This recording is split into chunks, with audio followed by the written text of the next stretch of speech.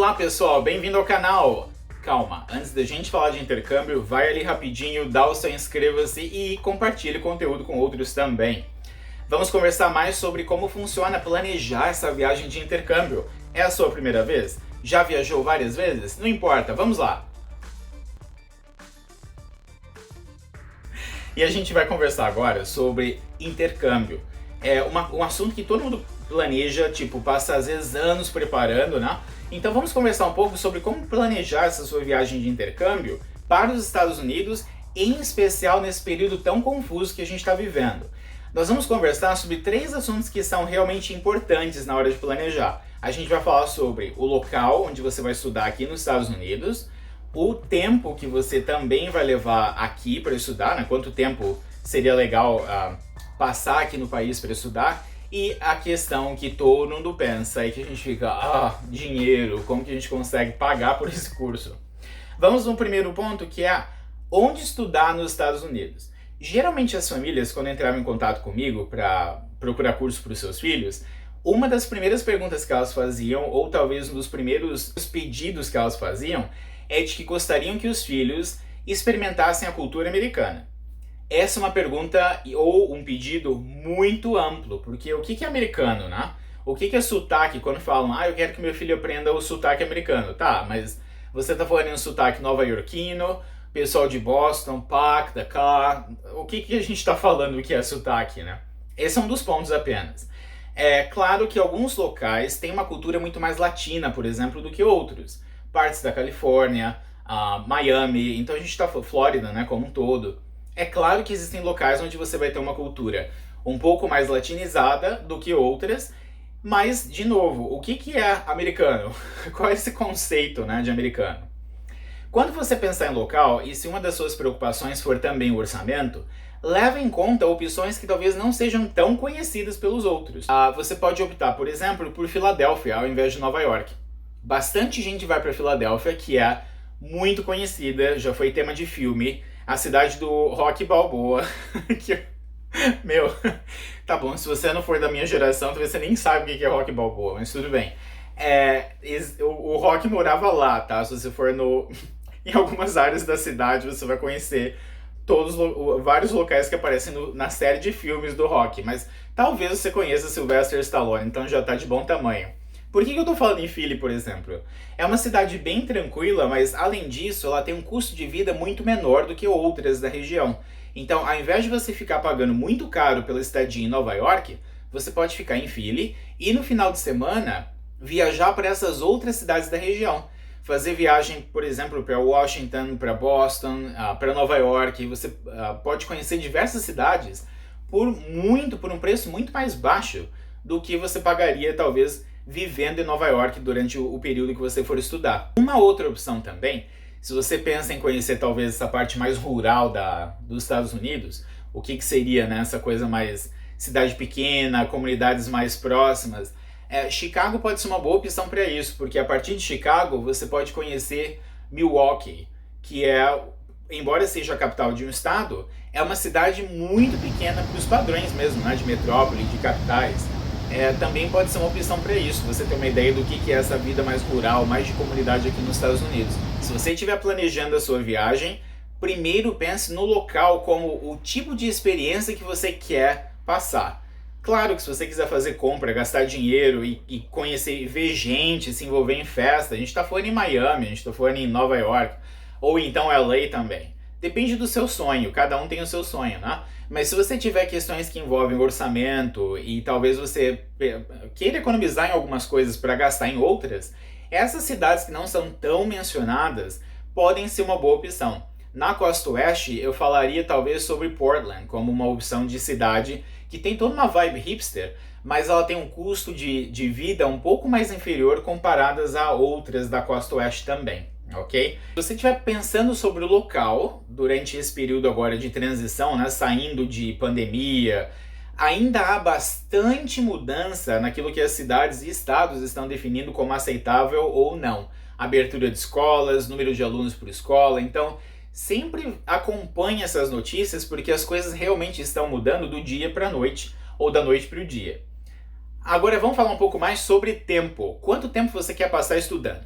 Já me perguntaram se vale a pena passar, por exemplo, uma semana estudando em uma escola de idiomas.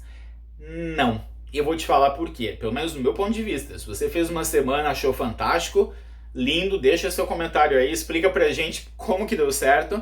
Mas talvez se você não teve experiência ainda de estudar fora do país, em uma escola de idiomas, é mais ou menos dessa forma que funciona. O aluno chega, talvez no sábado ou no domingo, antes do curso. O curso geralmente começa na segunda. Segunda-feira você não tem necessariamente aula em si. O que você vai ter é a orientação de como o seu curso vai funcionar. Onde encontrar coisas na cidade, como a escola funciona, como o sistema de ensino da escola funciona, questões envolvendo a sua documentação, plano de saúde, tem uma série de coisas que você faz isso na segunda-feira e que o nome é orientação.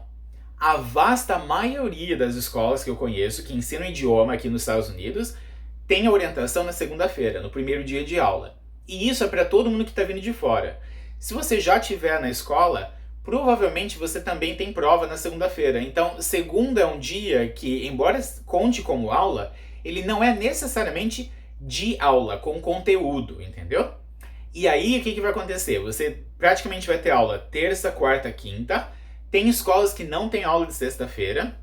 As que têm aula de sexta-feira geralmente incluem a graduação, uma festa de graduação ou conclusão de curso para os alunos que estão indo embora. Então, segunda-feira é um dia praticamente zero, se você estiver começando. E sexta-feira é o dia de conclusão, que tem festa para quem está indo embora. Então, quando você pensa em segunda e sexta-feira, já são 2 dias a menos. Isso significa que você vai aproveitar de uma semana 3 dias apenas. Claro, gente, se você aproveitou e tem uma história legal, coloca no comentário, mas normalmente é essa a experiência. Então, o que eu sugeriria... Tem essa palavra ainda? O que eu sugiro é que você faça o curso de pelo menos 2 ou 3 semanas. Quanto mais semanas, melhor. Mas o mínimo seria de 2 semanas, tá? Embora tenha escolas que vendam um período menor de 1 semana, realmente não acho melhor. Acho que o mínimo de 2 semanas vai te ajudar a aproveitar bastante o curso e normalmente, claro, depende daquilo que você tem feito durante o curso, né? No caso dos Estados Unidos, depende também do tipo de visto que você tem. É importante ter em mente que se você tiver um visto de turista, você pode estudar no máximo 18 horas semanais, tá? Não mais do que isso. E isso contando todas as suas atividades na escola. Então, um curso, você vai poder estudar geralmente um curso de meio período. Uma semana com meio período, aí já não vai dar certo, eu acho que é muito pouco tempo.